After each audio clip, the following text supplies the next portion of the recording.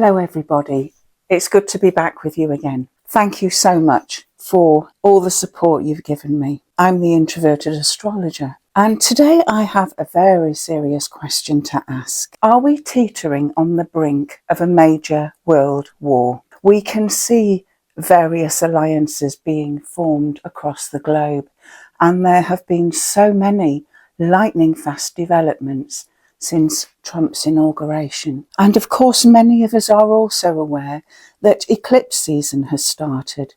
We have a very difficult new moon coming in April, and this is the year when Saturn and Neptune first pull closer to their near conjunction in early Aries. Let's have a look. Let's start by looking at the chart for Russia. There are many different charts available for us to pick from, but the one that I've ended up choosing is the Declaration of Sovereignty, which is dated for June of 1990. We have the mundane chart in the centre, and to show you how strongly this chart aligns with the current leadership and the people, I've added a few asteroids, and so we can see Moskva, the asteroid representing Moscow, is on the ascendant. The asteroid Russia is on the north node, and there are a couple of asteroids which we associate with President Putin. These are Vladimir and Putilin,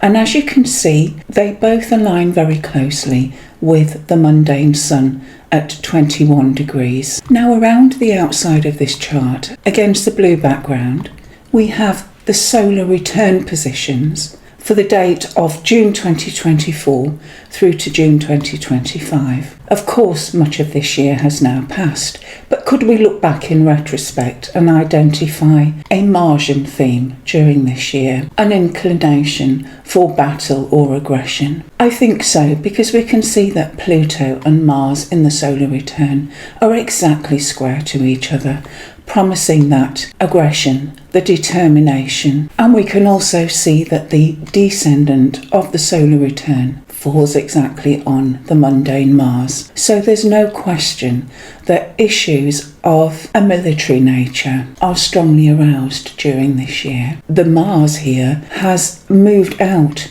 of the sign where it is in domicile, the sign which it naturally rules, and it has moved into the territory of Taurus, an area where it is less comfortable and is said to be in its detriment. So Mars is important this year. We can also see that the Pluto in the return chart is falling very closely on the moon of the Russian chart, the moon which represents the people, the current state of democracy, and to a certain extent land and buildings.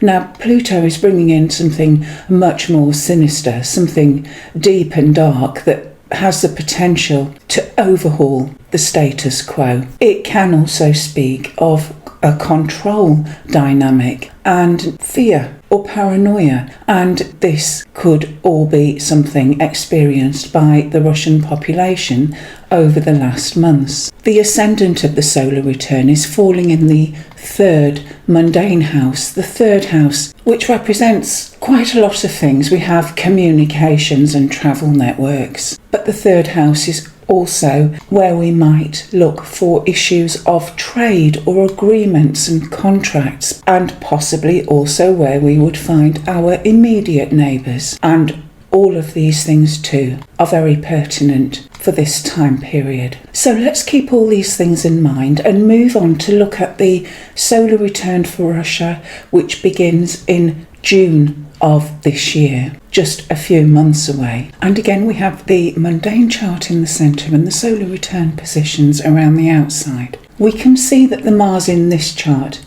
is far less emphasised, although we can make note that the IC of the chart is quite close to the mundane Mars. Is this interconnection showing us something about ignition of the Russian people? If we glance at the standalone return chart in the centre of the screen, we can also make out that there's a couple of strong dynamics going on, and one of them is that the sun and the moon are opposing each other.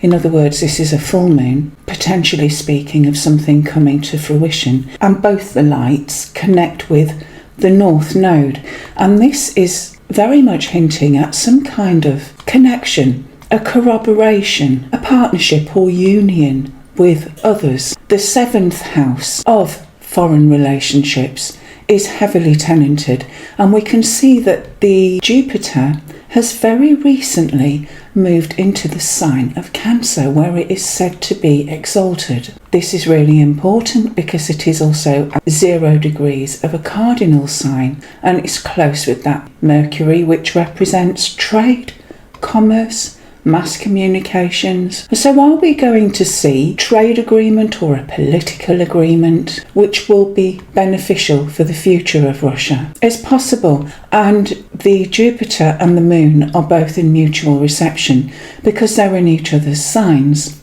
And so is this heralding an overall more positive time for Russia as a country, for its leadership and its population? We can also see down here that we have that approaching near conjunction that will be made between Saturn and Neptune this year. The picture is not 100% rosy, but it's certainly an improvement, and we'll talk about this Saturn-Neptune conjunction a little later in this video. We also have some interesting progressions at the moment. So I am still using the Russia Day chart, and I've progressed the mundane planets to the 1st of April 2025. The progressed planets are placed around the outside of the chart, and they are the green glyphs.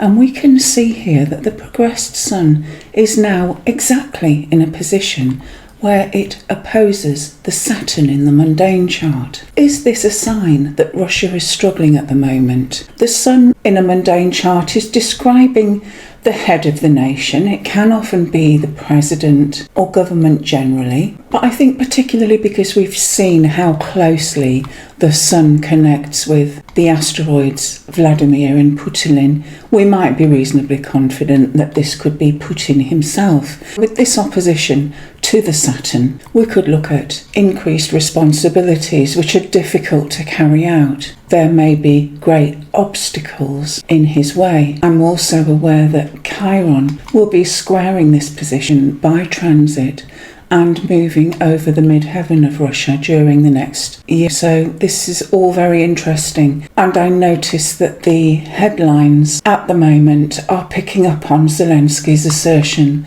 that Putin will be dying soon. It's very hard to judge what the truth of the matter is, but certainly Sun opposing Saturn is somewhat difficult. Now, the Moon in the return charts has been quite interesting, and as we've already discussed, transiting Pluto is on the Russian moon, the moon which is speaking of people and democracy. We can see that the progressed moon is moving to square with the ascendant-descendant axis, and is also going to be opposing that mundane Pluto very shortly. It's triggering off this Venus-Pluto opposition, which may well be speaking of strong state control over the people of the land. Now, of itself, aspects made by the progressed moon are transitory. But I'm raising this because we can also see that progressed Mars is in the early degrees of Taurus, and it will be forming a square with that mundane moon over the coming year. I am picking up a couple of hints that democracy or general feeling of the populace is being triggered lately, and that this is going to continue.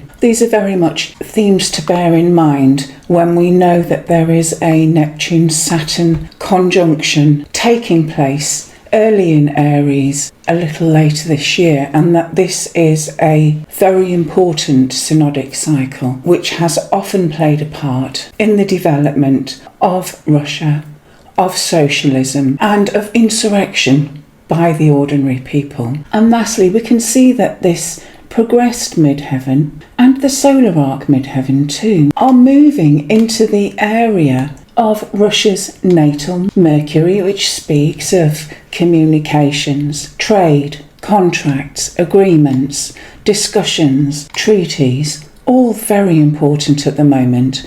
And this is an intelligent Mercury and a very lively one. I find this very apt for a time when Russia is being pulled into the limelight through the agency of Trump and the United States. And let's head over to the United States now, because its progressed angles are also very interesting. I'm using the Sibley chart here, dated for Independence Day. So again, the planets have all been progressed to the 1st of April, and those progressed positions are the green glyphs around the outside of the chart. If we look at the progressed midheaven, it's currently at 7 degrees and 55 of Gemini, and so you can see that this midheaven is becoming conjunct with that Uranus. The Uranus which is so strong on the 7th house cusp of United States relationships with foreign countries. There's no doubt that we have surprises and changes ahead.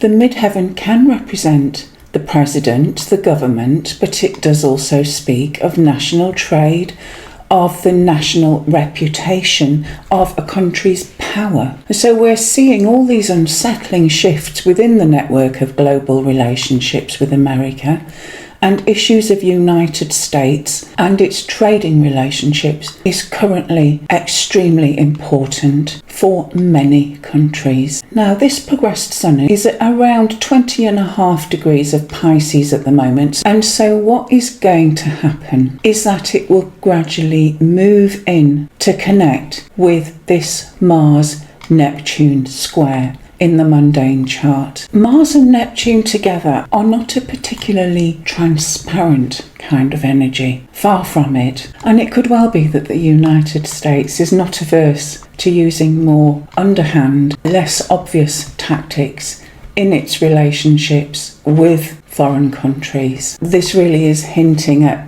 disagreements, of quarrels, potentially a difficult time for government, with hostility, dissent. The square with Mars pulls closer and closer to exactitude as we move further into 2026. And so it may well be that international disagreements begin festering. Perhaps the current government is subject to hostility, including from its own people, the American public. As you can imagine, Sun and Mars do not connect well together with the square, and so aggression, anger and hostility are possible. This does not bode well for foreign relationships either, and by early 2027 the Sun will begin to oppose this Neptune. And so I think this is a very confused and disorderly picture for the government. We could anticipate a period of defeat, a loss of reputation, a dwindling hold on power, and it may even well be that evasive or hidden actions in foreign relationships surface now and contribute to a loss in popularity. I have been quite genuinely concerned about the state of the American people from something that I've picked up in a couple of the returns I've looked at previously. Can you see what I mean from this solar return chart in the centre, which is for the current year leading up to July 2025? In order to ascertain how the people in a mundane chart are getting along, we would of course immediately go over to have a look at the moon, and it's breaking down in the very final minutes of Gemini. Any planet at 29 degrees must always draw our attention, and it is precisely square with a Neptune which is in the same position. The implication is that the principles of democracy, or the state of the people, is being eroded. Democracy might feel like it is in peril, dissolving, becoming confused, and there is very little help from the other planets to rescue this situation. I had also drawn up a Mars return for the United States for this current period, and I put together a video on that last year. And with that very uncanny synchronicity that we find with astrology, the return moon in that Mars return was also at 29 degrees. It was at 29 degrees of Pisces as it happens. And so we have a double whammy where we know the American people and the general themes of democracy are under great pressure. And there is no question that the American people are important during this period because the mundane natal moon of the United States in late Aquarius is falling exactly on the IC of this chart. We do have Uranus-Mars conjunction in the 7th house of foreign relationships. Now, Uranus and Mars together can indicate conflict, and strictly speaking, the States is engaging in conflict. It is still in the Middle East, and of course we've had the leaked war plans relating to the conflict with the Houthis. I'm hopeful that we won't have a escalating situation here, but let's fly over to the UK now and see how she is faring. And what we have in the centre here is the standalone Aries ingress, the point at which the Sun first enters the very first minute of Aries over the skies of London. And around the outside of this chart, I've put the mundane positions for the UK, and I am using the Great Britain Union chart of 1801. Now, we have briefly looked at this Aries ingress chart before in a different video, and in and of itself, it doesn't actually have a dreadful Mars. It is certainly showing action, a very strategic direction, given this trine with Saturn. There is also the possibility of this taking place together with other countries because the node is nearby, something we might often see at times of corroboration, of teaming up. A few other things in this chart are now making sense because I had previously picked up that the UK population, its democracy, its ordinary people, is very important at the moment because I could see repeated signs of Moon, Mars and Chiron coming together. And so here we have the ingress Mars closely conjunct with the mundane Moon, and together they both form a close square with Chiron. If we move over to the Chiron in the mundane chart, we can see that it closely connects with the ingress's Moon. And this now makes a great deal of sense because we have recently had some swinging welfare cuts announced that have taken everybody aback and aroused a great deal of anger. And the purpose of these deep cuts is to increase military spending. And so how appropriate. The people are very angry, and Chiron, of course, is bringing in that suffering or ill health angle. And it is, of course, a very substantial chunk of the disabled community which is in peril of being plunged into poverty. And again, with respect to Chiron, the state of the UK National Health Service is still dire, and this too would be one of the possibilities signified by Chiron on that Moon. Now, the Mercury in this ingress chart is actually falling on the mundane North Node.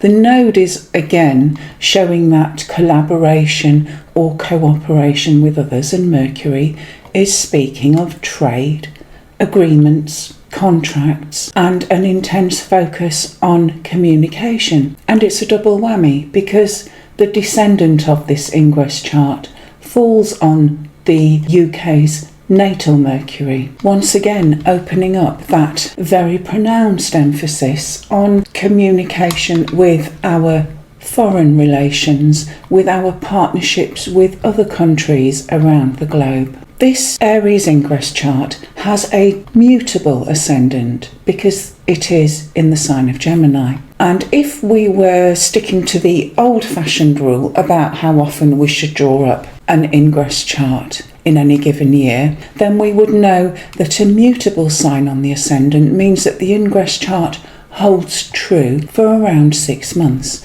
until such time as the Sun ingresses into the sign of Libra. Now, of course, in practice, we would probably draw up an ingress chart every time the Sun entered the first minute of a cardinal sign. But the themes in here may well be important until September, when the Sun ingresses into Libra. We are aware that the coming solar eclipse will fall closely onto the descendant of the Union chart, which is around 7 degrees of Aries. And so this whole issue of foreign relationships of great energy and potentially of aggression too is going to be ignited quite shortly. And how is Ukraine doing? Here we can see its solar return for August of 2024 through to August of 2025. The mundane positions of the natal Ukraine chart are placed around the outside of this chart in red, and the ongoing conflict is certainly depicted quite clearly with this stressful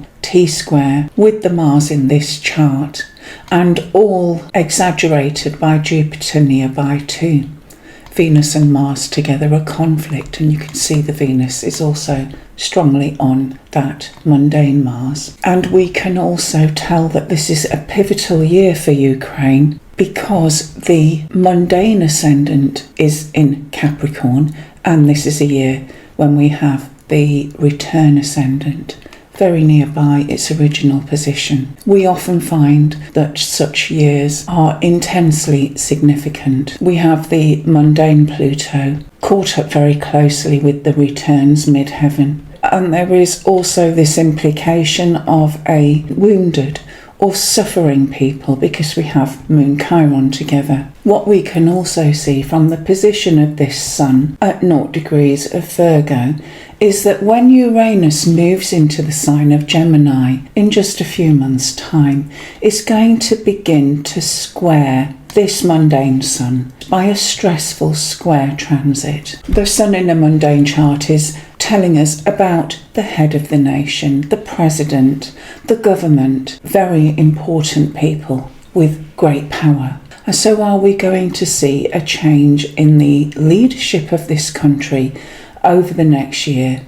The exact transit from Uranus to this Sun begins in July of this year, and it heralds a good 12 months of change and disruption. Zelensky could find himself under increasing pressure, and if there was an election during this time, then there could be big changes. Generally speaking, this would mark a period when government leaders and officials will be beset with difficulties. Changes made might not prove popular with the people, and there could just simply be all-round greater pressure on political leaders. Uranus can also be quite an autocratic kind of energy, and so could also be a sign of a government trying to force through unpopular legislation or reforms, and that these attempts to do so could backfire. And Pluto on the midheaven is showing a time of overhaul, great transformation, and the possibility that the national reputation or standing is placed under extreme pressure. The Pluto in this return chart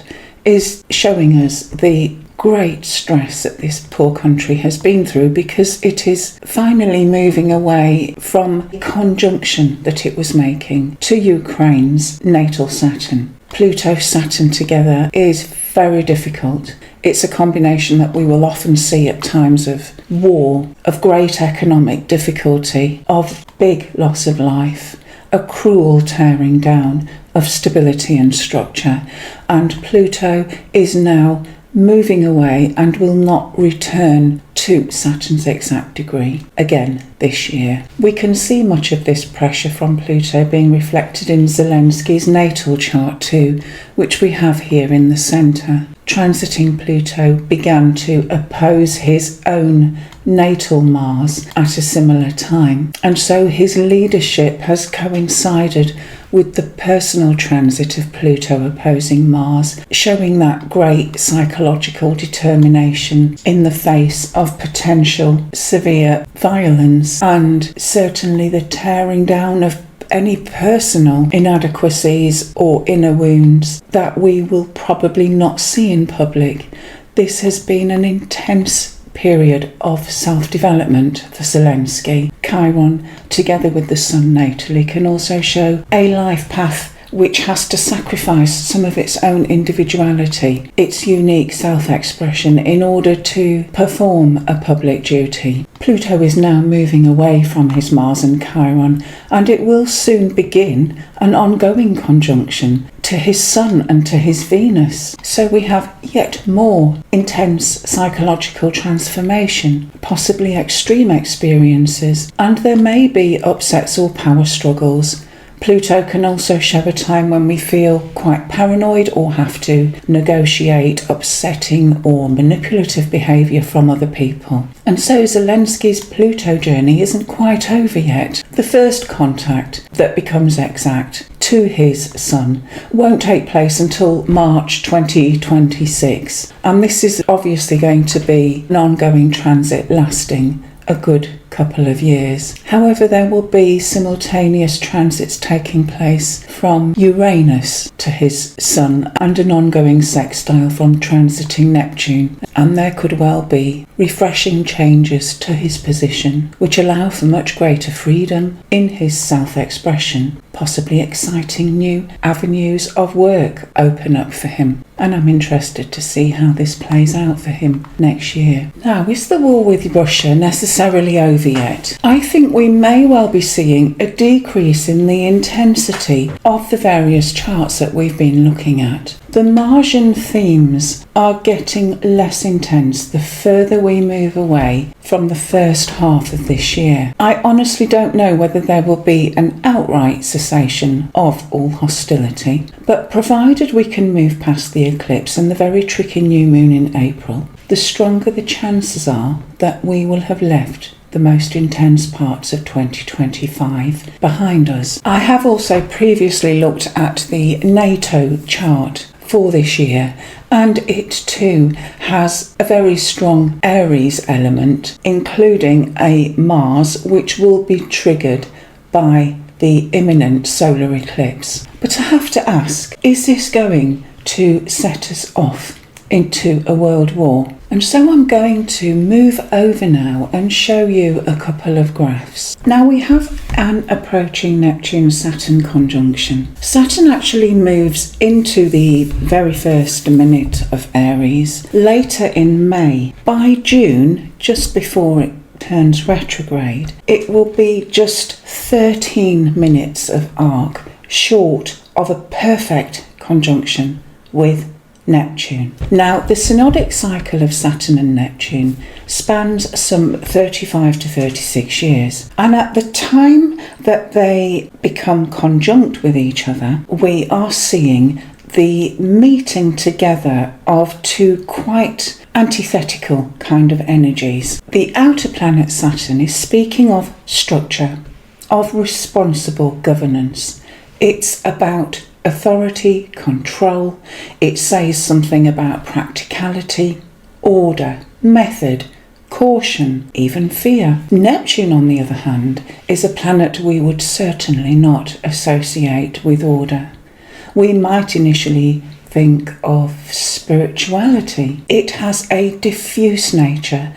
There is something indefinable about it. It erodes and breaks down everything it touches. And these two energies coming together has been identified as corresponding with movements of a democratic nature. Its conjunction can say something about discontent amongst the ordinary people, of striving for democracy and freedom, and thus occasionally a breakdown in the order of society. It's been implicated with insurrection, of rising up against authority, and for this reason it has a correspondence with socialist parties, with important dates in the development of socialist principles, and it has also correlated closely at times with some of the Russian development cycle, including the Russian Revolution. The last time we had a conjunction of Saturn and Neptune,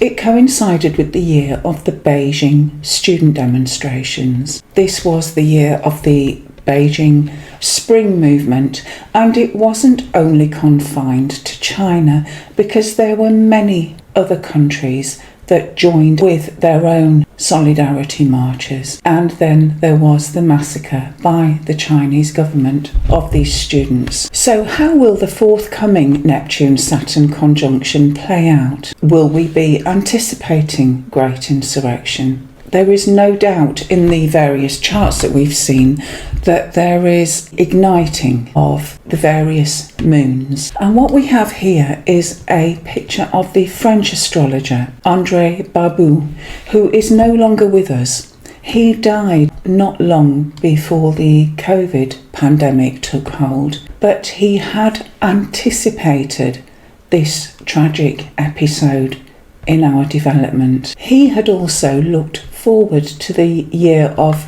2026, when the Saturn-Neptune conjunction becomes precise, and at the same time it draws in other outer planets in the signs of fire and air, and so we will have a minor grand trine scenario where Neptune and Saturn form simultaneous sextiles to Pluto and Uranus. What Barbault had to say about this forthcoming period was this: it is the most benefic configuration of the century, and its interplanetary partnership will work for the best in a splendid relaunch of civilization. It contains a harmonious relationship between primordial polar opposites, the coming together of the external and the internal, rational and spiritual, mind and soul, human beings surpassing themselves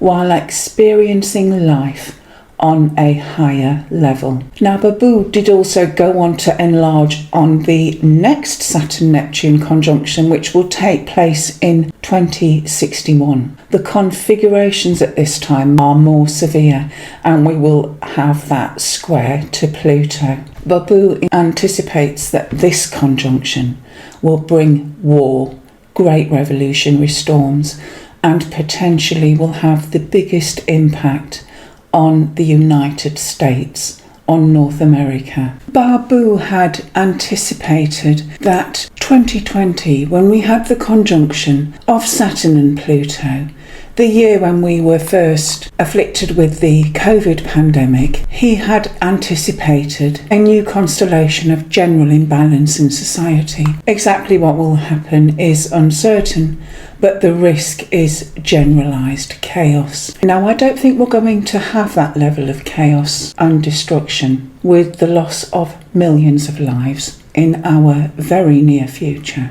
But I wanted to show you another one of the indicators which Barbault placed great weight on. He explains this very well in his book called Planetary Cycles, and he calls it the Cyclical Index. For those of you who are interested in looking at this a little closer, these graphs have been drawn up on the Lunarium website using their interactive tool, and this axis is showing us the sum of the angular distances between the 5 slow-moving planets: the social planets Jupiter and Saturn, and the outer planets Uranus, Neptune and Pluto.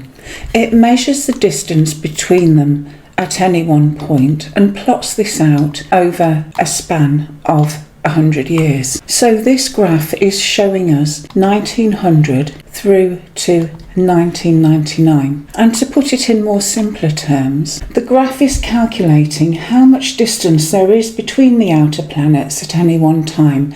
And when they are very widely spaced around the zodiac, we see peaks in the chart. However, as the distance between outer planets, Jupiter and Saturn, becomes closer, as they pull together more in a particular part of the zodiac, they become more condensed, and these periods correspond with the troughs that we can see plotted, and we will recall these in retrospect as being times that showed intense human suffering. Many of these troughs correspond with times of great economic depression, huge loss of human life, and rising geopolitical tensions, low spots in the development of us human beings. And so we have the First World War, the Second World War, the Vietnam War, an economic crisis and a return to the Cold War. If we move over to the right to consider where we are in this century, this point here, which is a huge trough, represents the COVID virus. We have 2020, 2021, and Barbault had wondered what on earth could produce such a decline. He also noted that some of the configurations at that time were ones that you would associate with the epidemic of a virus or similar. But this leads to an interesting question. When are we next going to experience a trough? One which is warning us of great economic depression, massive loss of life, a huge spike in geopolitical tension. Well, we will, of course, have to experience one at some point. This is in the nature of things. However, the downward spiral into this trough begins in the 2030s. We are currently around this area of the graph. We are moving towards a peak, and one which Barbault had anticipated with great pleasure. We can see that we reach a peak around the area of 2028 before there is that inexorable slide back down into another trough. And what I do notice in 2028 is that Saturn will have moved into the sign of Taurus and will first begin to form a square with transiting Pluto. When Saturn and Pluto make stressful contact with each other, we do often see the contraction of an economy. These graphs also don't plot the positions of Chiron, and I do find Chiron very relevant in my own work. Chiron is currently in the sign of Aries, which is all about independence, initiation. With the Mars rulership, there is war symbolisms too, and that's all pertinent for recent years. But by 2028, Chiron is well into Taurus, and Taurus represents security, finances, resources, and I can see the coming together of our current situation where the falling living standards of us ordinary people seems to be reaching a new high every year. And might it be that as we approach that next Saturn-Pluto square and Chiron enters the sign that we associate with money, with resources and values, will we be on the precipice of another economic recession? Thank you for listening. Mundane astrology is fascinating, and I will put a link for Andre Barbault's book in the video description. It is very heavy on history, be warned, but it's an absolutely excellent reference material and very good value for money too, at around 12 quid. So I hope I've settled some of your fears today. I don't think we are going to see a dreadful escalation that mushrooms into an international war in the next couple of years. Having said that, the forthcoming eclipse and new moon may be tricky. We might well see geopolitical tensions ratcheting up, and sadly us human beings are never without a war somewhere. But I don't believe large-scale war and massive loss of life is on the cards. So until next time, do take good care, and God bless you and your loved ones.